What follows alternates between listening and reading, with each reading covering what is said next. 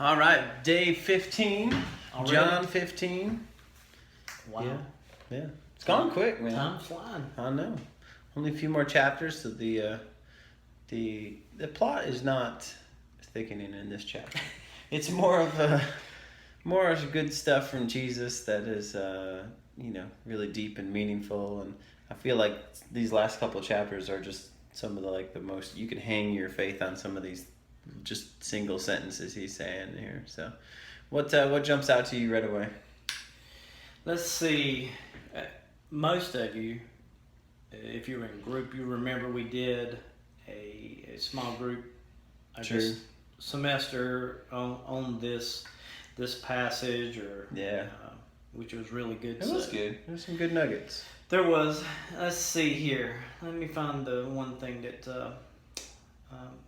Okay, one piece. It says no branch can bear fruit by itself. It must remain in the vine, which, I mean, is obvious that we've got to stay connected. We've got to stay connected to the vine, which is Jesus, and to God, and that is, like you were saying at the beginning of this. That's like just foundational type stuff. Oh yeah. Of what we need to do. Yeah, and that second verse 2 there, it cuts off every branch of mine that doesn't produce fruit and prunes the branches that do bear fruit, so they'll produce even more. And any gardener could tell you, like me. Yeah, are you? Is that a green We'll thumb see. I see? You We'll just had to wash see. your hands. Yeah. Yeah, and so when I think about this, it's like, yes, it applies to people in general. Like if we don't, if we're not producing fruit in our own lives, there's like okay, we're going to be pruned away. That's kind of a scary concept. But I think it could go even further to say, what are some areas in your life that aren't producing fruit, and can you allow God to prune those areas out of your life, and those toxic friendships and other things that would be holding you back? Yeah, I would say on top of that pruning hurts. Pruning probably hurts Yeah. the tree. I don't know if trees have feelings, but Right. Well, I was thinking more about. but we have feelings. me. Yeah, that does hurt. That hurts whenever I'm being pruned, Mhm. but yet it makes me more fruitful. So Yeah. that's good. And I think you could all probably reflect to a time where you had to go through something hard, but man, looking back, it was one of the best things, and it helped you grow as a person.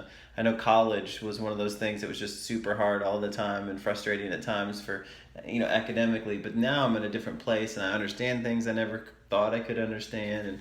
And so don't resist that pruning time in your life. Just allow God to use that to shape who you are.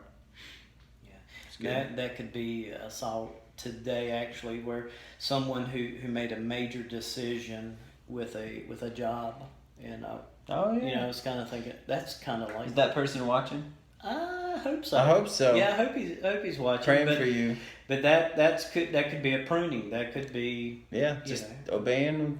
You got to stay connected to the vine. So if Jesus says do something, you That's right. got to do it. So, good. If you remain in Christ, that's how you produce fruit. So I like that verse 5. It says, you produce fruit not by just trying harder, doing more actions. It's just remaining in Christ, staying connected.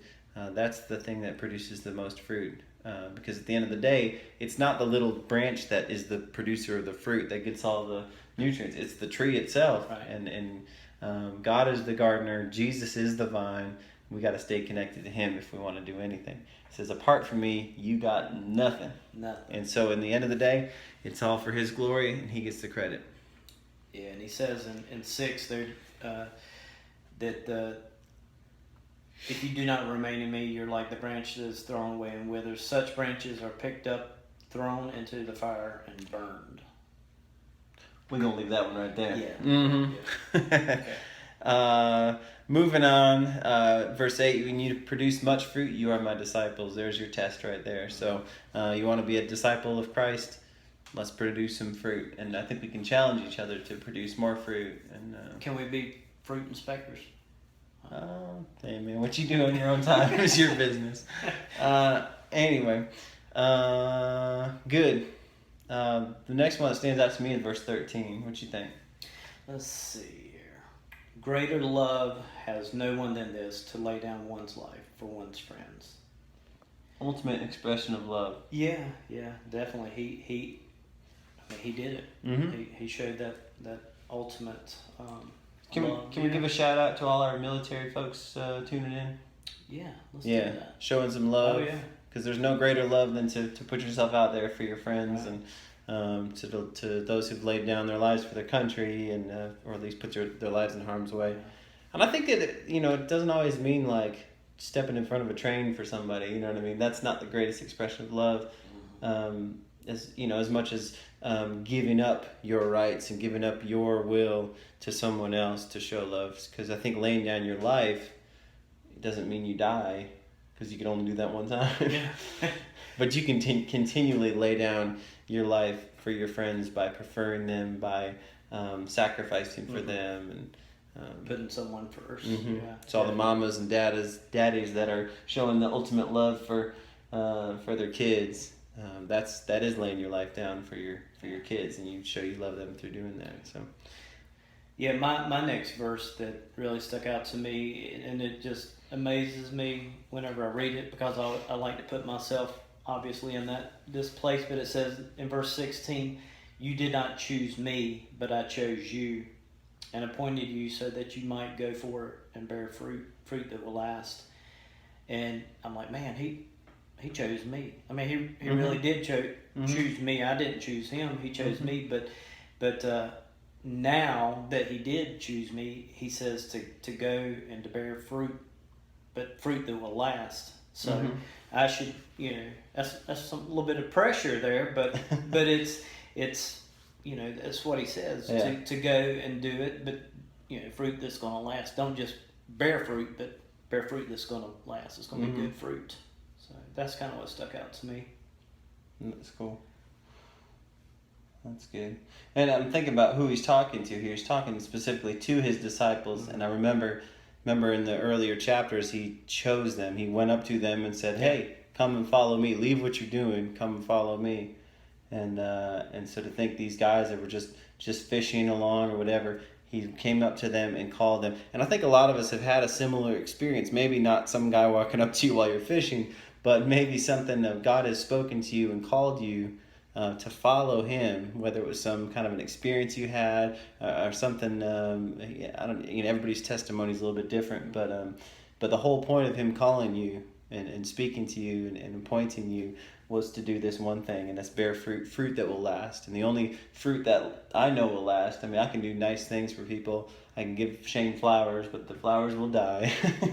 I won't. Don't worry about it. Okay. I can paint his house, but that paint will fall off eventually. You know what I mean? But the fruit that will last is winning people and sowing up their eternal destiny. So if we can win people to Christ and help them find their way and have their appointment with Jesus, man, that makes it all worth it. Yeah, that's the fruit that will last. That's good. And the last bit that stuck out to me is verse 19. It says, "The world would love you as one of its own if you belong to it, but you are no longer part of the world." So as we face persecution, I feel like there's a lot of tension and animosity towards people that are living their faith out. Jesus said that's going to happen. Yeah. And the temptation is to say, hey, if I just compromise in this one area, people will accept me more. If I just kind of give in this one area of my life. And I see this a lot of like artists, Christian artists that will come up, or they're Christians and they're artists. I won't mention names, but but then to get popular, they have to start compromising what they believe.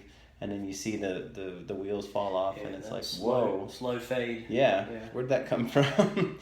But remember, whose love and whose approval are you really seeking when you get there? But all right, we've gone over 9 minutes. So. Oh, man. Already? I know, we have too much fun. So hope y'all are having fun with John.